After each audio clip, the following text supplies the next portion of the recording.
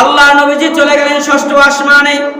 ষষ্ঠ আসমানে ফেরেশতাকে সালাম দেওয়ার পরে যখন উপরে উঠলেন, ওঠার পরে দেখেন ওই যে প্রথম বলছিলাম চুলগুলো কোকড়ানো, এত সুন্দর চেহারা দিয়ে আল্লাহ তাআলা মাঝারি আকৃতির গঠন দিয়া একজন নবীকে বানাইছিলেন, তার নাম হলো হযরত মূসা আলাইহিস সালাতু ওয়াস সালাম।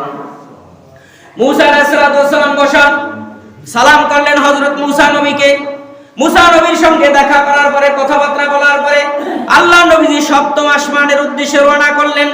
সপ্তম আসমানে যাওয়ার পরে আল্লাহ নবীজি যখন আসমানের উপরে উঠে গেলেন, ওঠার পরে আল্লাহ নবী সাল্লাল্লাহু আলাইহি সাল্লাম দেখলেন এত সুন্দর চেহারার একটা লোক বসা, আর ওই লোকের চতুর্দিকে পৃথিবীর ছোট ছোট শিশু, কোটি কোটি শিশু বাচ্চারা ঘুরতে আছেন। আর কি যেন করতে আছেন, ছোট ছোট শিশু বাচ্চারা একটা লোকের চেয়ারে বসা, আর চেয়ারের চতুর্দিক দিয়া সপ্তম আসমানে তারা ঘুরতে আছে আর ঘুরতে আছে, আর কি যেন করতে আছে। আল্লাহ নবীজি জিজ্ঞাসা করলেন জিবরাইলকে, জিবরাইল এই লোকটাই কেডা? আর কোটি কোটি সন্তান দেখা যায়, ছোট ছোট নাবালক, এরাই বা কেডা? এবার জিবরাইল বললেন ইয়া রাসূলুল্লাহ, ইয়া হাবিবাল্লাহ, এটা হচ্ছেন আপনার আমার না, শুধু তামাম পৃথিবীর সকল মানুষের জাতির পিতা হযরত ইব্রাহিম আলাইহিস সালাতু ওয়াস সালাম। সুবহানাল্লাহ। আল্লাহ নবীজি বলেন বুঝলাম না, ইব্রাহিম নবী আব্বা ঠিক আছে, তার চেহারার সঙ্গে আমার চেহারার তো মিল আছে। এই যে ছোট ছোট নাবালক বাচ্চাগুলো এরা কারা?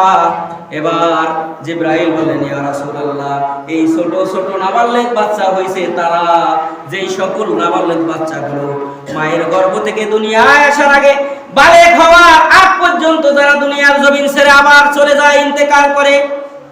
এটা মুসলমান হতে পারে, হিন্দু হতে পারে, খ্রিস্টান হতে পারে, বৌদ্ধ হতে পারে।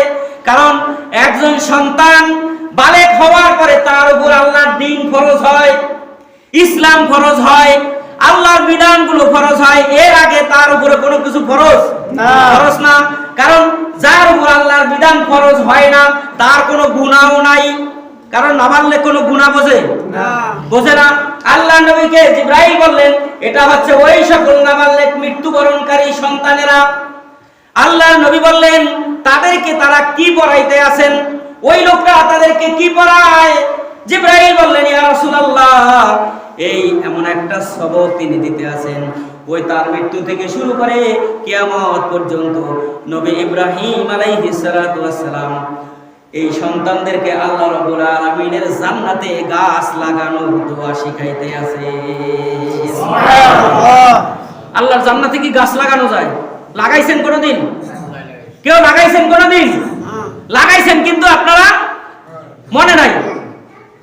আমরা সবাই গাছ লাগাইছি আল্লাহর জান্নাতে, কিন্তু কিভাবে গাছ লাগাইছি? আমরা কি আল্লাহর জান্নাতে গেছি?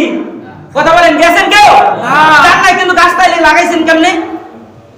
আপনি দুনিয়ার জমিনে থাইকা যদি একবার এই জবান দিয়া যদি বলেন সুবহানাল্লাহ, আল্লাহ বলেন আমার বান্দার নামে আমার ফেরেশতারা ওই একবার সুবহানাল্লাহ বলার কারণে জান্নাতের মধ্যে আল্লাহ একটা ফলের গাছ লাগায় দেয়। সুবহানাল্লাহ।